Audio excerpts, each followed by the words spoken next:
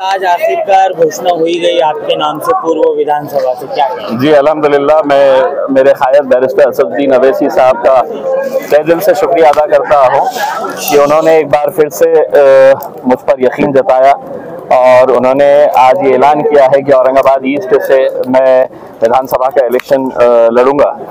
मुझे खुशी इस बात की है कि मजलिस इत्तेहादुल मुस्लिमीन महाराष्ट्र में बहुत मजबूत, सबसे ज़्यादा मजबूत अगर कहीं है तो औरंगाबाद शहर के अंदर है और ये यहाँ की आवाम ने हमेशा से ही हमारा साथ दिया है और अपनी मोहब्बतों से हमें नवाजा है।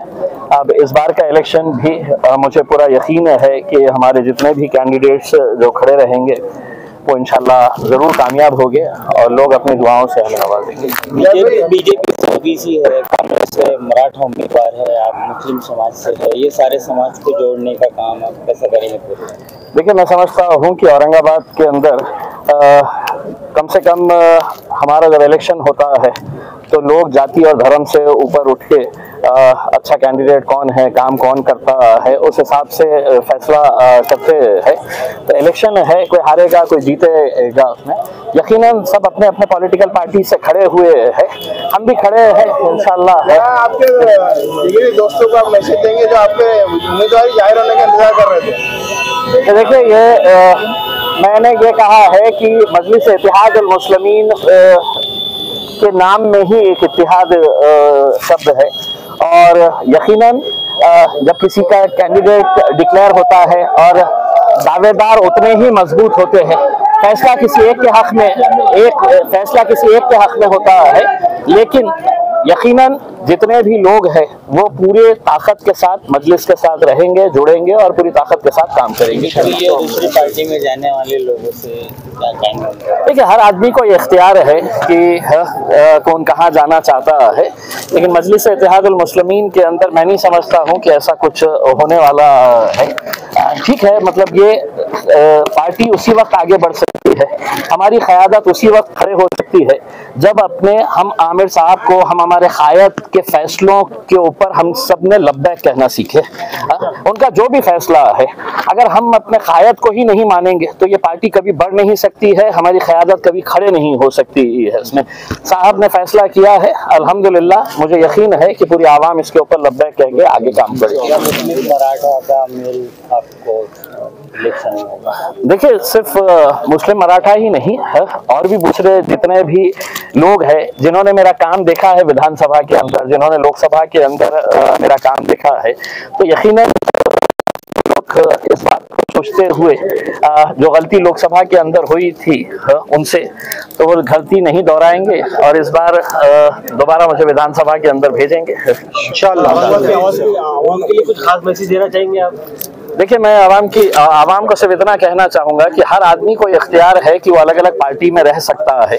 सियासत के अंदर ये ज़रूरी नहीं है कि हर कोई आपका चाहने वाला रहेगा, आपको मानने वाला रहेगा, आपको फॉलो करने वाला रहेगा। आपके मुखालिफिन भी रहेंगे, आपसे मुख्तलिफ राय रखने वाले भी रहेंगे, आपकी कोई अलग आइडियोलॉजी, आपकी अलग सोच के हिसाब से वो हमारी मुखालिफत भी कर सकते हैं, लेकिन इस स्तर के ऊपर मुखालिफत ना करें कि कल जब हमारा आंखों से आंखें मिलेगी, जब आमने सामने आएंगे तो शर्मिंदगी महसूस ना हो। तो ये लेवल के ऊपर आप लड़िए, जहां पर रहना है रहिए, आप जिस जमात में है, जिस पार्टी के अंदर है, आप वहां पर रहिए, काम करिएगा, लेकिन लड़ाई का भी एक स्तर होना चाहिए। उसको इतने घटिया लेवल के ऊपर नहीं लेकर आइए कि आगे चलकर हमको एक दूसरे से आंखों में आंखें मिलाने के लिए शर्मिंदगी महसूस। कौन कौन से मुद्दों पर आप इलेक्शन लड़ेंगे? देखिए, औरंगाबाद के अंदर क्या है आप खुद जानते हैं, जो मुद्दे पिछले 3-4 महीनों के अंदर बदले हैं ऐसा नहीं है। औरंगाबाद के अंदर क्या क्या करना है ये तमाम आवाम को हमने लोकसभा के इलेक्शन के दौरान हमने बताए थे। इस बार भी ये है कि इस शहर के अंदर स्कोप बहुत है काम करने का। उसमें अगर जज्बा है किसी के अंदर, कोई जद्दोजहद करना चाहता है तो बहुत कुछ कर सकते हैं शहर के लिए। सवाल मेरा ऐसा है, अतुल साहब अभी हाल ही में कह रहे थे कि एमआईएम में आपस में लड़ाई चल रही है और जिस तरीके से 2 बार मैं जीता हूँ, इस बार भी कोई भी उम्मीदवार मेरे सामने आया मैं इस बार जीतूं, ये उनका दावा है। अतुल साहब को ये कहना कि हम दिखाने के लिए कुछ दिखाते हैं और करना है जो करते हैं करके, तो आपको दिख रहा होगा कि हम लड़ रहे हैं, अंदर से हम सब जुड़े हुए हैं। अच्छा, कांग्रेस की तरफ से आज एक उम्मीदवार मैदान में उतर चुके हैं, और देखा जा रहा है कांग्रेस के अंदर भी कई नाराजगी हो रही है। कई कांग्रेस के नेताओं का ये मानना है कि हम इमाम की तरफ अपना रुख कर लेंगे अगर हमको हमारे पार्टी में से किसी को टिकट नहीं दिया गया। ऐसे कुछ चेहरों के नाम आपके सामने आएंगे जो कह रहे हैं हम आपका सपोर्ट कर देंगे क्योंकि हमारे पार्टी में से किसी को टिकट नहीं मिला है, जो नवे आए उनको टिकट दिया गया है। देखिए, ये उनकी पार्टी का इख्तियार है, दूसरी पार्टी किसको टिकट देती है मैं इसके अंदर बहुत ज्यादा नहीं बोल सकता हूँ उसमें। वो उनका इख्तियार है किसको देना, और जो लोग इतने सालों से उनके साथ जुड़े हैं वो एक मर्तबा संजीदगी से बैठ के इस बारे में सोचना चाहिए कि हम चाहते हैं कि हमारी क़यादत खड़ी हो, और वो अगर इस तरह की अगर हरकतें करते हैं तो जितने भी लोग अलग अलग पार्टियों से जुड़े हुए हैं आज जब उनके ऊपर नाइंसाफी हो रही है तो कहीं ना कहीं उन्हें बैठकर सोचना है, हमें सोचने की जरूरत है। महाराष्ट्र में कितने जगहों पे आपके उम्मीदवार? देखिए साहब, अभी तक तो मेरे हिसाब से 6 सीट्स सिर्फ डिक्लेयर हुए हैं। पहले 5 जो डिक्लेयर हुए थे उसमें मेरा भी नाम था, और कल हमारे नासिर सिद्दीकी साहब का नाम डिक्लेयर हुआ है। अभी बाकी के जितने भी उम्मीदवार हैं हम समझते हैं कि 29 तारीख के दिन जो आखिरी दिन है उस दिन है तो असद साहब डिक्लेयर करेंगे कि कितने सीटों के ऊपर लड़ना है।